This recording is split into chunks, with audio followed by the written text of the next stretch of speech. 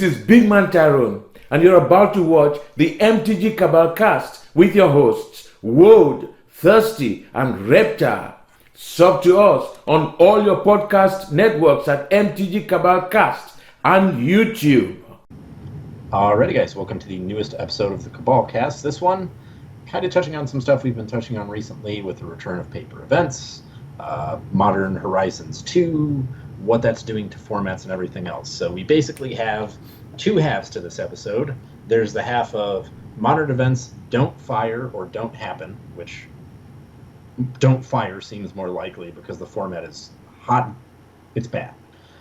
What happens to prices then? And what happens to prices if these events take off? So, without further ado, let's get started. You go first. So, we had a brief discussion, and you decided that I got the positive side, which was great.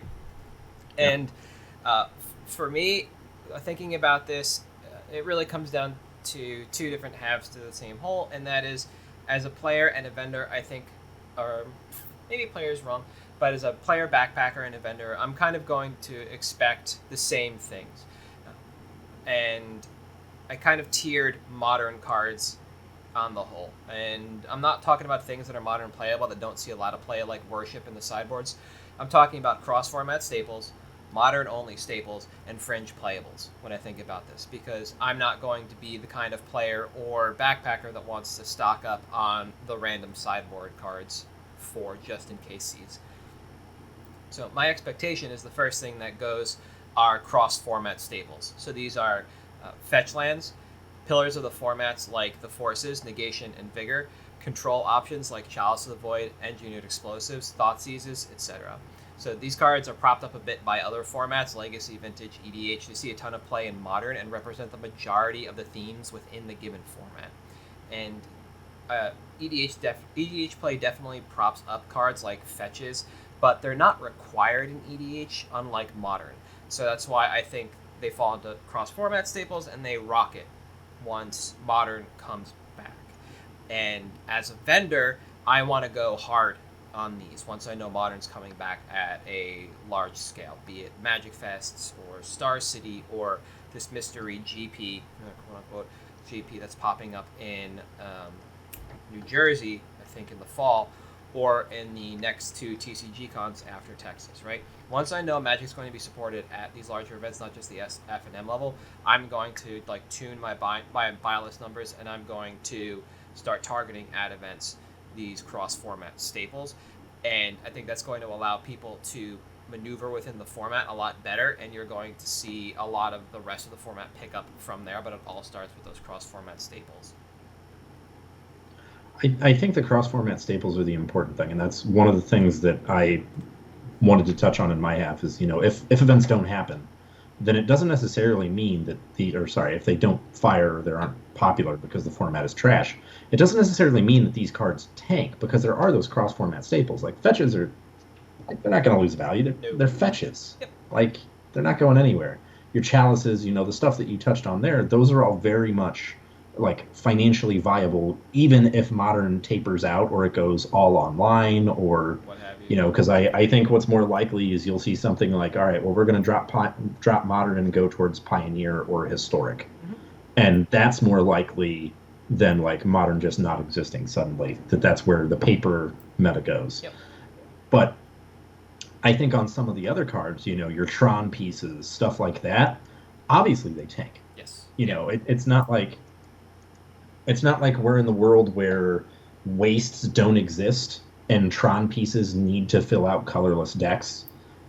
We have wastes. We have basics. We have these decks that exist in Modern that don't exist in other formats, like Hammer Time, for example. Yep. And now there are some cards in Hammer Time that are multi-format stars. There's plenty that see play in all of the Boros Suit 'em Up decks, everything. That stuff exists elsewhere. But I think, the dangerous thing is, until it kind of shakes out, going deep on those kinds of cards that are more Modern specific than anything else. And I think it's important to keep in mind that, while we're in this sort of unknown period, yep. and if these events start failing, these, your fetch lands, your shocks, your, force of vigors, force of negations, your Tarmogoyfs, your dark confidants. Like, that's the stuff that you want to be going in on, because not only does it retain value, it's incredibly liquid. Whereas, like, I don't know, Path to Exile may not be the uncommon from Modern that you want to be sitting on. Yep. You may want Inquisition, because that sees a ton of legacy play too. Yeah. So the cross-format staples being buoyed by other formats does lend them power, but the Modern-only staples that you're mentioning, and I'll touch on my side in a moment, are buoyed essentially by Modern. If Modern doesn't come back, do you expect the floor to just like collapse under these cards that don't see EDH play? Like, you mentioned Tron pieces, and that's a little dicey because like Wormcoil and Karn Lib are EDH-y, but then you have like World Breaker and like Matter Reshaper, the low-level Eldrazi Tron pieces that don't see EDH play. Mishra's Bauble is another good example of really a Modern-only staple right now. Prismatic Ending, Primeval Titan as well, because you can't play Primetime in EDH. Just card's fine in the format. I think it's less that you see them bottom out, but you see that slow decline. Okay. I think is what happens there, because the one exception might be Bauble, just because it was reprinted as a few times. It's an uncommon. There's a lot of them out there. That print run being what it is on that type of stuff, I would expect almost it to just drop immediately. Okay. So for the Modern only staples, I said, but thinking about it, we will most likely see float as the format comes roaring back. But as these cards are quote unquote required, but not popular outside the format, right? So we're in that holding period right now where a lot of the cards that we mentioned, Tron pieces wasn't something I thought of, despite the fact that I literally played the deck. But Bauble, Prismatic Ending, Primetime, Scapeshift, Valakut, stuff like this, that are Modern staples because these decks always pop up. They're not Fringe, they don't run the format necessarily, but they don't exist elsewhere. These are the cards that, like you mentioned, they float for now, and they don't see the most volatility, but they are going to be, in my mind, some of the first to pop once the format comes back. And as a backpacker or a vendor, this is it's the only other place I would rather be besides staples, but at the same time, it also carries risk with it, because Bauble, while played in other formats, has been reprinted, and a lot of people are giving it side-eye as possibly needing a banning. Okay, whatever. It doesn't take much for WotC to push Primeval Titan decks out of the format. It just requires better answers to the questions that those decks ask, and they continue to do that, so we can push that up. Same with Scapeshift, and the taxes decks, etc. And so I wouldn't want to necessarily move in on that inherited risk because of the ability for it all to topple over in time anyway. But if I knew I had dedicated players coming back, I'm a big vendor. Again, I'm going to ratchet up my buy list on all this stuff, but I might not ratchet it up as high as I will the cross-format staples, because I know if anything goes down, those will always stay up, and I can out them over time and feel really good about it. I'm probably going to not listen to my month-over-month sales for fetches when Modern comes back. In regards to setting my buy list, I'll probably crank it up because my expectation is that sales will increase. But when it comes to these Modern-only staples, I'll probably look at historic numbers, maybe year over year, or look back 2 years, and buy according to those numbers. Despite the fact that the meta was different, there is still a historic demand for them, and I'd probably curb my buy list to be similar to that. And that's what I would also do as a backpacker. Before I went out, I would start looking at all these Modern-only decks and looking for the Modern-only cards, start looking to see what quantities they exist in, and then come up with a number I want to target, right? So if I'm going to move in on Is It Blitz, there's a million ways to build that deck. But I probably only need, let's say, 8 to 12 Sprite Dragons for people. I probably only need 4 Royal Scions and Rael, because those are differing builds, similar but different. People don't always play the same thing. Storming Entities, I could probably go up to 12, but I wouldn't want to go past that. If I had the opportunity to just load up on shocks, I'd probably go 16 to 20 of each playable. Yeah. I'm hard-pressed to ever want to buy into Godless Shrine when it comes to Modern, but that's the difference. I'd kind of be okay loading up on them because people play bad decks in EDH. So for me, those are the modern only staples. So they wouldn't be the first to rise, but I would think they would be some of the first to fall if everything came out. And then to me, the last category I have is Fringe Playable. And this kind of represents the rest of the format. These are the decks that are playable in Modern but don't always win. Things like, it starts out tribal, but Merfolk and Goblins. I mentioned the Taxes deck earlier. You can play Black-White, you can play Mono-White Taxes. Infect is kind of Fringe right now. And these are the kind of decks, tribes, themes that do see play in EDH, but any downward trend in popularity will halt gain on these cards. But they're also subject to that, well, it just won something, so let me buy in. And that makes prices really swingy, and their graphs can be very sawtooth. Every time they rise because it did well, you could expect it to fall similarly after people buy it and realize that they can't win with it. Just because that person won a Grand Prix with blue-white fish a couple of years ago doesn't mean it was actually a good deck. People bought Wonderwine Hub thinking it was required for the deck, but they didn't understand that that was tech against choke because it's not an island and untaps underneath the card, and there were alternatives to that card. So people unnecessarily moved in. As a vendor, these are my lowest prio cards, and here is where I would just let natural demand kind of take its course. I wouldn't change my buy list for anything. Even if something were to spike, I'm not reactionary as a vendor until there's demand for it. And even then, if there's no demand and I'm not sitting on stock, then I would expect my Magic specialist to kind of know to tweak my numbers a bit to get some copies on the buy list and bring them in and make them available for people. Otherwise, my expectation is just standard EDH demand, both on the buy and sell for these.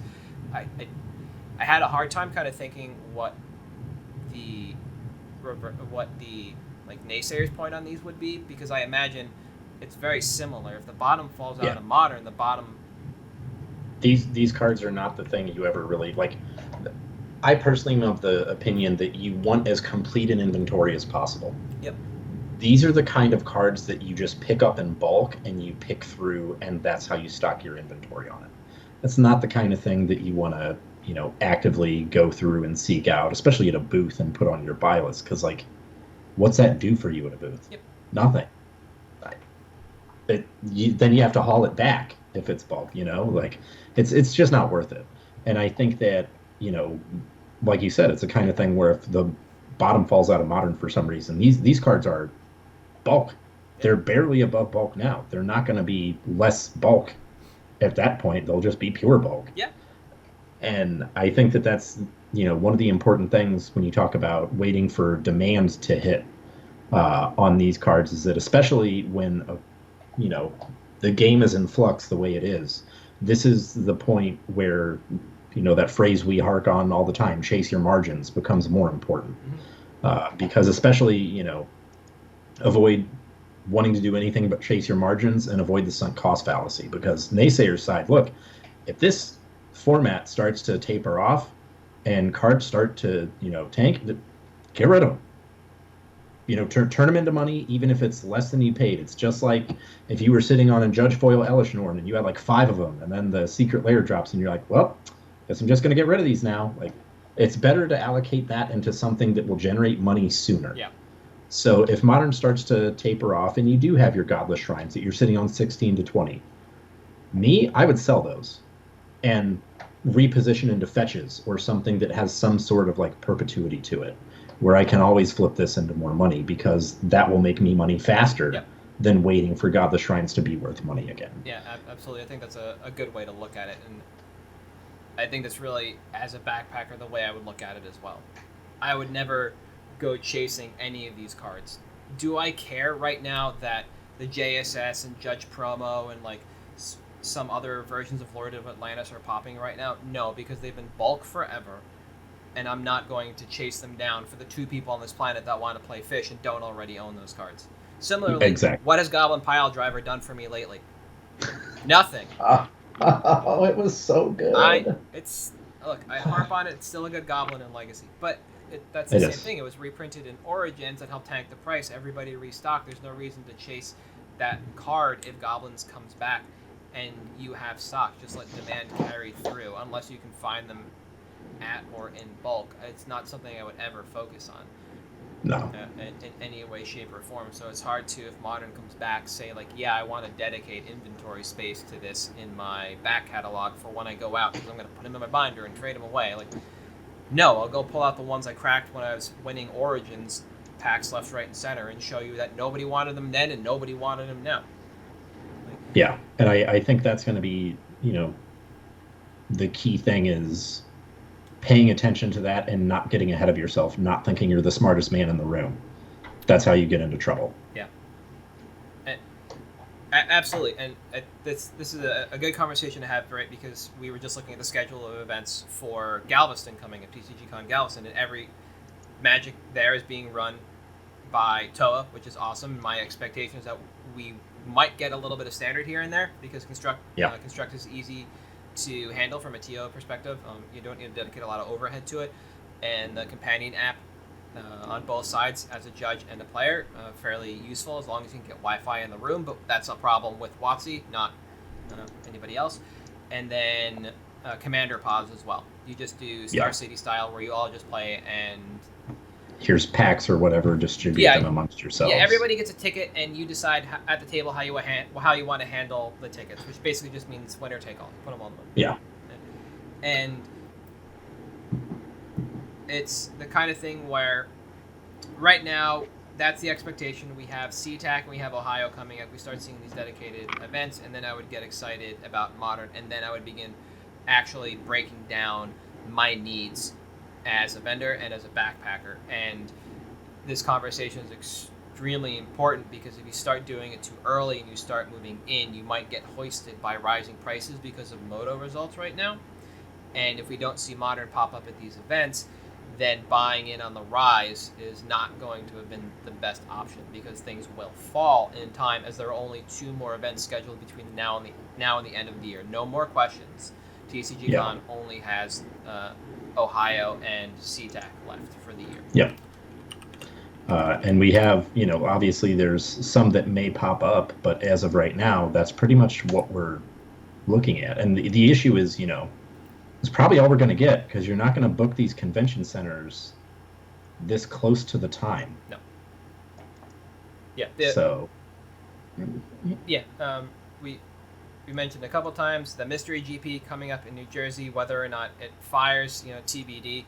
I'd love if anybody that listens to this cast that lives in the greater New Jersey area was interested enough to try and figure out either who's running it or what the shit show is going to look like when it goes down. That would be great. The entire Twitter sphere is on it right now, so anybody who has any information, just please make it available. And then we also know that enough people have been chasing Star City Games about their events that they have started saying, using the Blizzard trademarked phrase soon. And my expectation, would be 2022 for an announcement from them. I wouldn't expect anything this year in regards to bringing back the tour or events on the whole. And it's going to be a very important time for people to start paying attention and begin moving in on, if Modern does come back for Star City over Pioneer, which was their kind of flagship non-rotating format before they went out. Make your moves, pick which bucket you want to move in on and in what percentages, and then set your margins and your expectations. Yeah, I think I'm a little bit more soon on the announcement. I expect we hear an announcement this year, but no events until next. That's fair. And I think that's just because they want to be the first out of the gate to say we're bringing the series back. Because if they, I think they're positioned uniquely that they have their own tour and they can kind of say, hey, professional players, we see you and we'll try to compensate you with Wizards well. But I get that. So different episode. Yeah. As we move forward and we don't know what's going to be happening at the rest of events for this year in 2022, on your side of the fence, if you're going to throw money at the Modern format, where would you put it as the naysayer? Fetches. You know what? Skip Tarmogoyf. Maybe do Bob, but fetches. They are so liquid. They are so stable they're just like everything you want in a card that's in this format. It's something that you can trade out easy. People always want them. People are happy to get extras. It's something that you can hoover up a bunch of because people have them and they know they have value. So they're always in binders. And they're something that you can turn into cash pretty easily because most buy lists are, like Card Kingdom and everything, are pretty aggressive on those a lot of times because they know how the demand is. They know, all right, we want to get this card sold because this card is like, this is money. And I think that, you know, when you touched on the staples for the Yaysayers side, I think it's the same. It's probably even more true for the naysayers. You know, we want these multi-format staples that exist in Modern. Your chalices, fetches, Stoneforge mystics, stuff like that. Yep.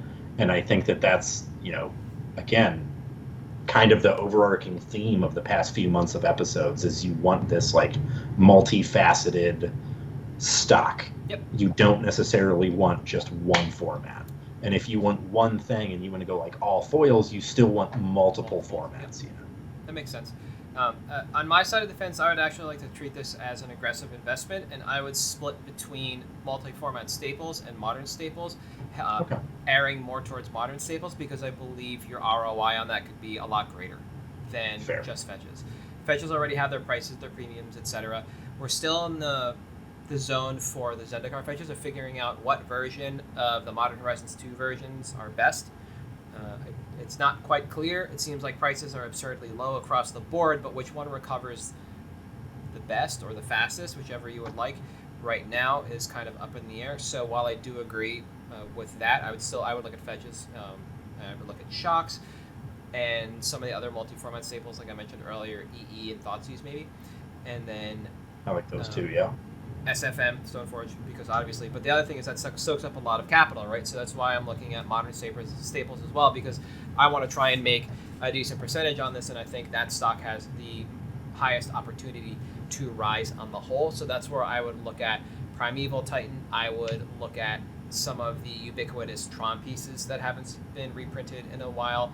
I would probably look at some of the creatures in Burn and Humans and just try and pick a large swath across the format, and not some of the most meta decks right now because they're circled around cards like Urza Saga and Ragavan that might actually just be yoinked out of the format. So I'd be remiss to say I would look at Urza decks and I would look at Jeskai Stoneblade for low hanging fruit.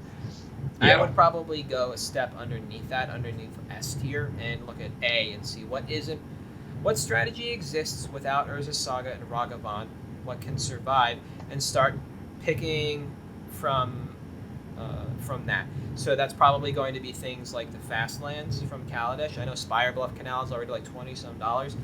Yep. And it's not Concealed Courtyard, but like the red-white one that goes in Burn, I'd probably take a look at. I might look at Botanical Sanctum, the green-blue one, to see what that goes in.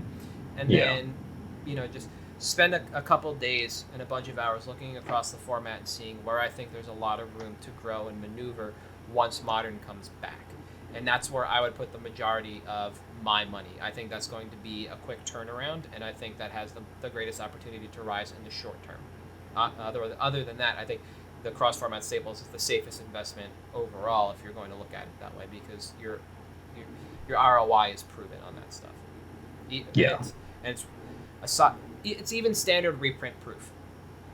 This is the third time they printed the shocks, twice in the New World, not the New World Order, in the Return to Rav era printing, which means you get infinite.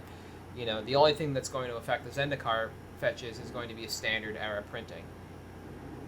Which we've seen they'll still recover the way Flooded Strands and Deltas have, that they're not going to be $10 forever. No.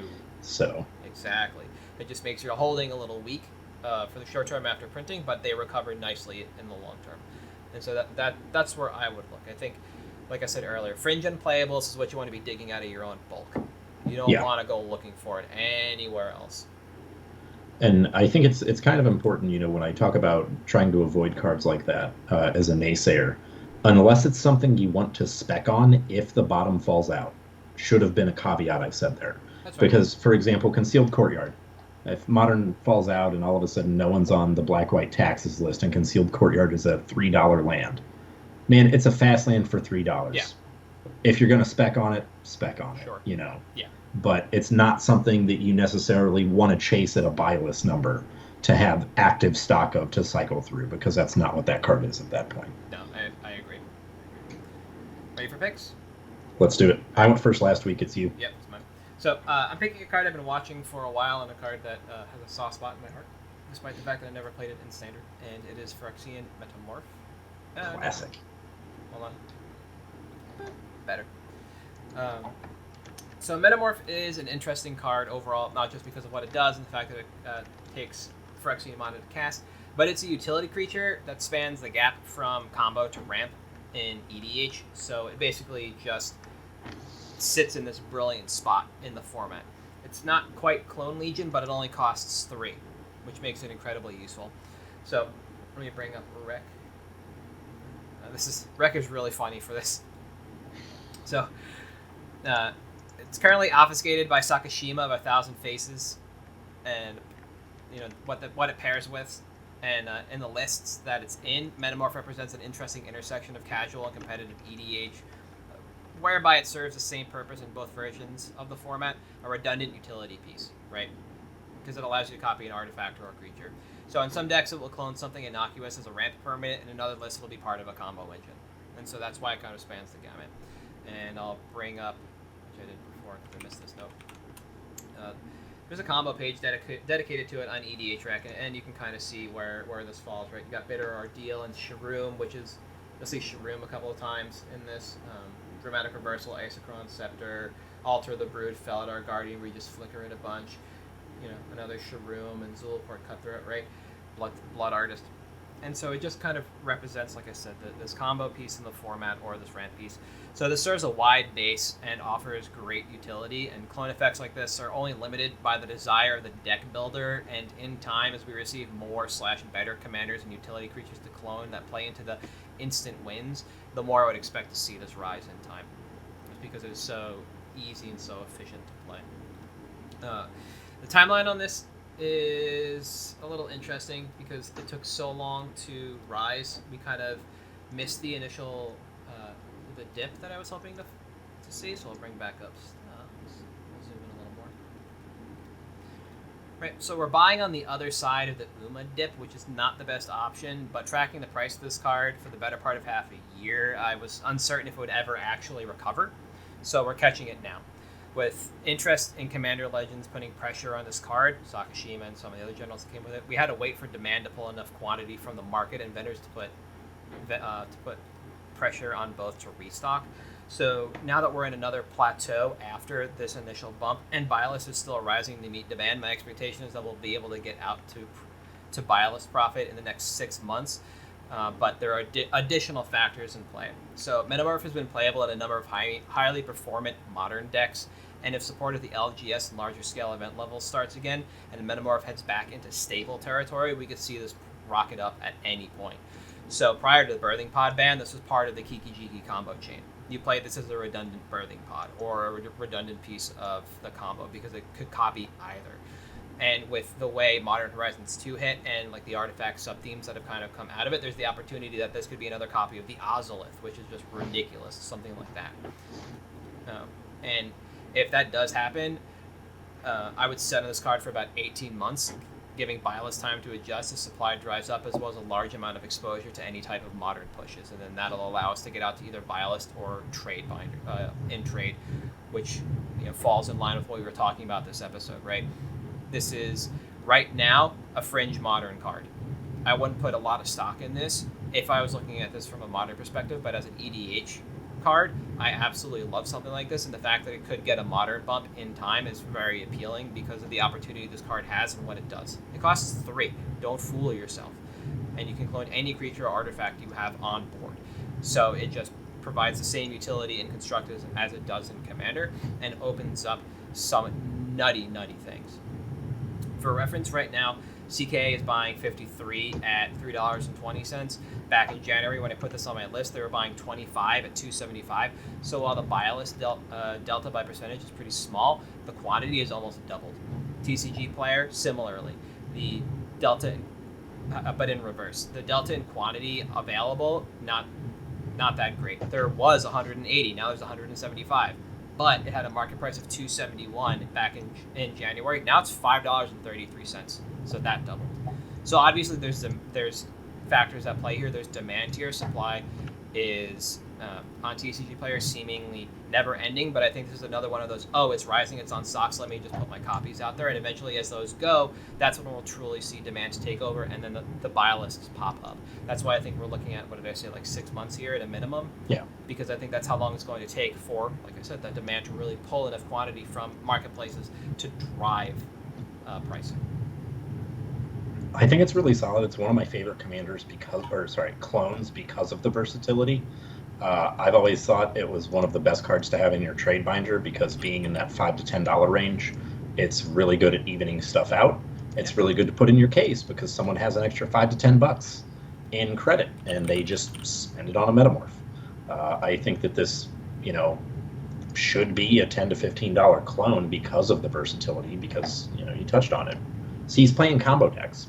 It's not just a creature that you run in your thief theme deck in EDH or something. This can actually see constructed play in formats that matter for tournament money. Yep. But no, I think it's solid. I do want to make a correction. So I mentioned Clone Legion. That's not the card I was thinking of. It's Clever Impersonator, which is 2 and double blue. And I want to check if that came out in Cons block. I can explain something very quickly. It did. Okay, yeah. So that came out in Cons. So Birthing Pod had not been banned yet. People were not playing Clever Impersonator because it costs 4. People played Faraxian and Metamorph because it costs 3.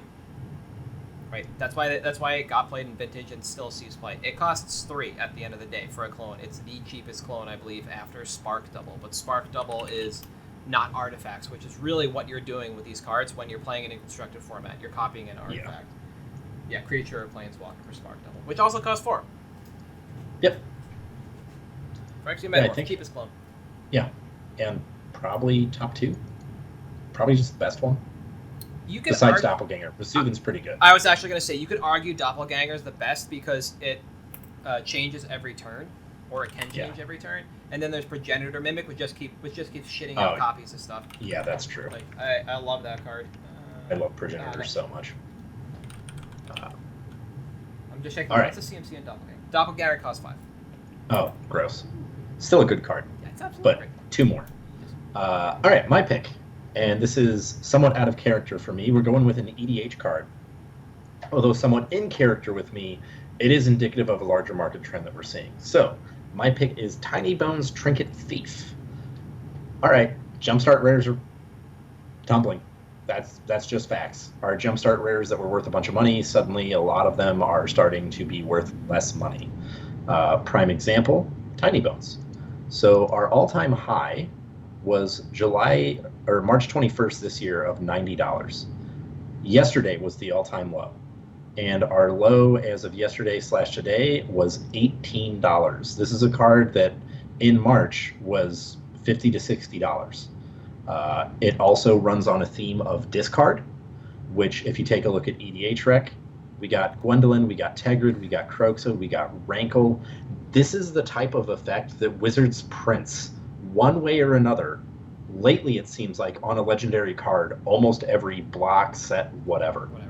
It's something that synergizes a lot with that theme. It's also something that has a payoff and win condition in its 6 mana activated ability.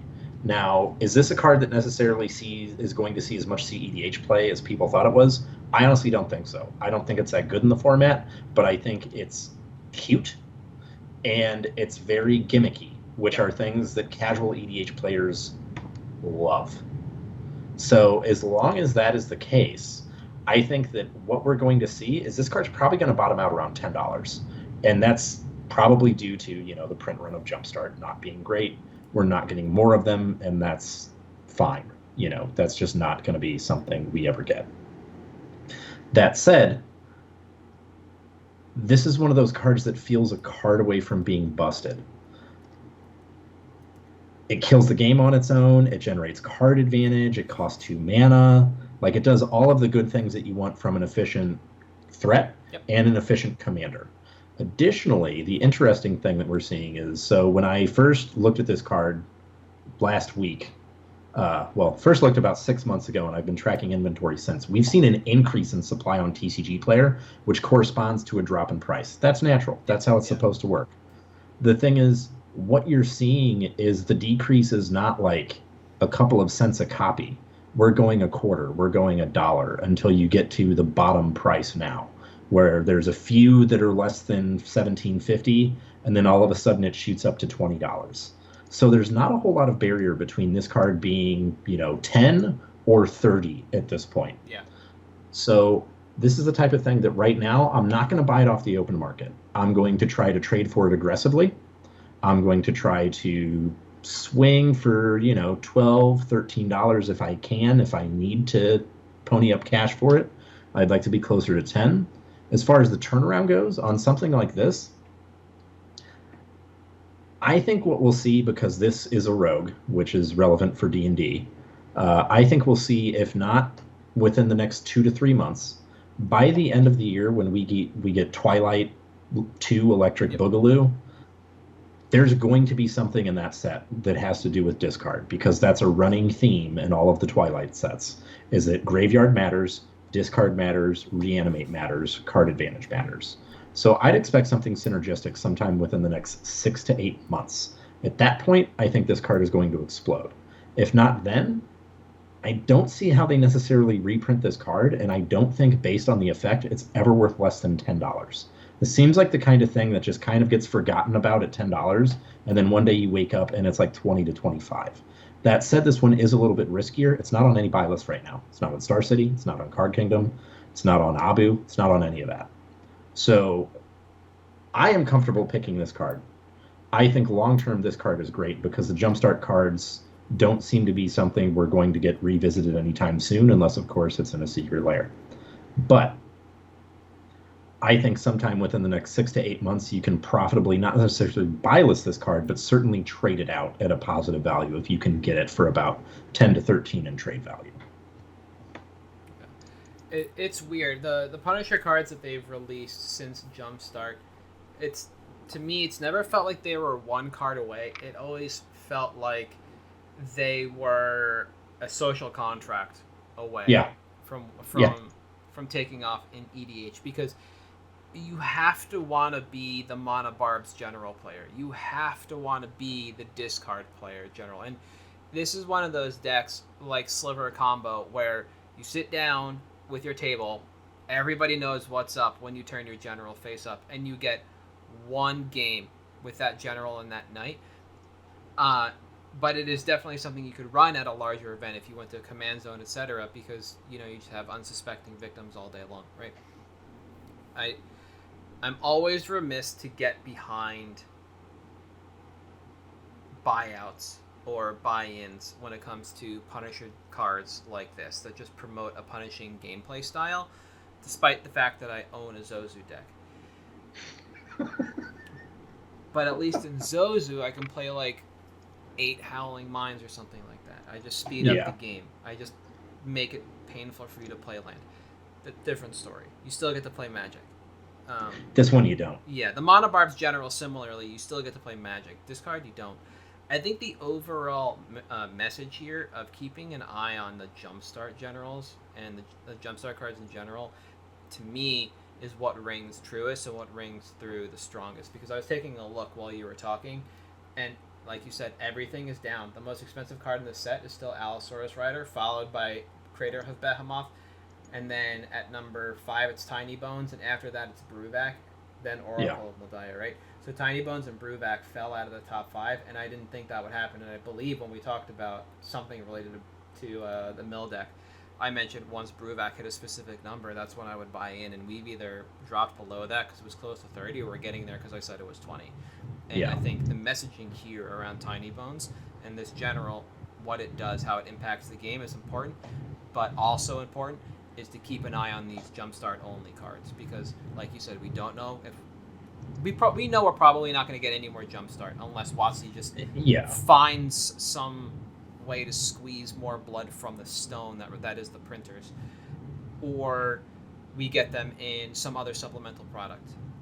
It could be another conspiracy or something else where they just want to throw some hooey at us. Yeah. And at that point, it's still not a great print run, but it renews demand in a lot of this stuff, and that's what I would expect to see if I was going to buy in a lot to really kind of pick up on it, because it's that renewed demand that you're looking for. A lot of the Punisher generals and a lot of those cards burn really brightly. They really do. You know, like Necrogen Mist and stuff like that. You go back a couple of months and you just look at those cards and see how brightly they burned. And if you were able to churn stuff in that time period, it was great. But the long haul on that stuff is always kind of a downturn and a downswing. And it could just take renewed demand for people to want to move in, or realize that you don't have to be all in on Tiny Bones on that plan. Yeah. You could. I think Branching Evolution is one that I harped on for multiple casts, and it's down to $10 now. You know, there's a lot of opportunity in this set.